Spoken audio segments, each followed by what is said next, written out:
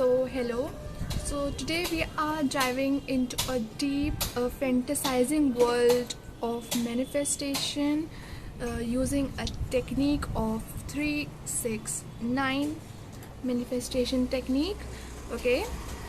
Whether you are new to manifestation or you are already practicing it, this technique will enhance your power to practice your manifestations. So, what is manifestation? Manifestation वो होता है जो जैसे कि कुछ चीज़ अपन को चाहिए हो, कुछ चीज़ हम डिज़ायर करते हैं और हमको वो चीज़ चाहिए तो हम उसको मैनिफेस्ट करते हैं कि वो हमारी ज़िंदगी में आ जाए। हम उसको विजुअलाइज करते हैं, हम उसके बारे में सोचते हैं कि वो हमारी ही है। बेसिकली जो हमारे ड्रीम्स है, जो हमारे डिज़ायर्स है, उसको रियलिटी में कैसे लाते हैं उसको अपन मैनिफेस्टेशन बोलते हैं।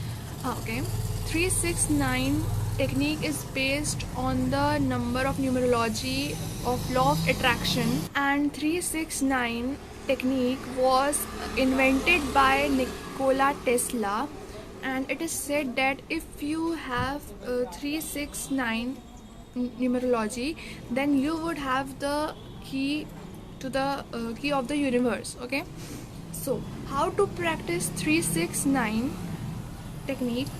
So बेसिकली फर्स्ट आपको करना है क्या है, पहले आपको अपने डिज़ायर्स देखने हैं, आपको अपने डिज़ायर्स सोचने हैं कि आपको एक्चुअल में चाहिए क्या। ठीक है, आप उसके बारे में श्योर हो, आप उसके बारे में पॉजिटिव हो कि आपको सच में वो चाहिए, कि ऐसे ही एक दिन सोचा और आपको बस चाहिए, कि आप वीकली उसके बारे में सोचते हो कि हाँ वीक्स मंथ्स आपको फिर भी वो चीज़ चाहिए क्या। वो होता है आपका डिज़ायर।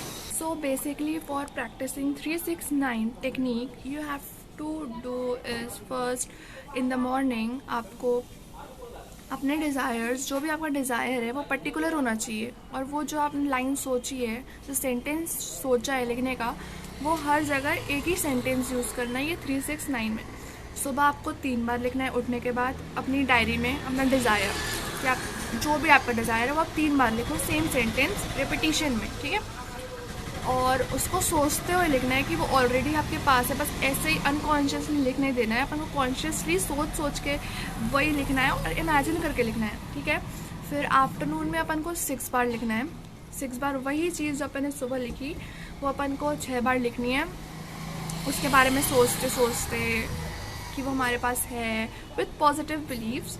ठीक है, फिर रात में हमको वही चीज़, सेम चीज़ सोने से पहले लिखनी है 9 बार। ठीक है, फिर यही रिपीटिशन चलेगा 33 डेज तक। ओके, और रात को अपन को वो पूरा रीड करके सोना है। ठीक है, अच्छे से इमेजिन करके, और ध्यान रहे कि आप जब भी लिख रहे हो अपने थॉट्स, तब आप एक पॉजिटिव बिलीव्स के साथ लिख रहे हो, विथ फुल ऑफ इमोशंस, और ध्यान सिर्फ एक ही जगह पे जो आपको चाहिए उसी पे हो, कि ऐसा नहीं कि हम लिख रहे हैं और हमारा ध्यान कहीं और ही है।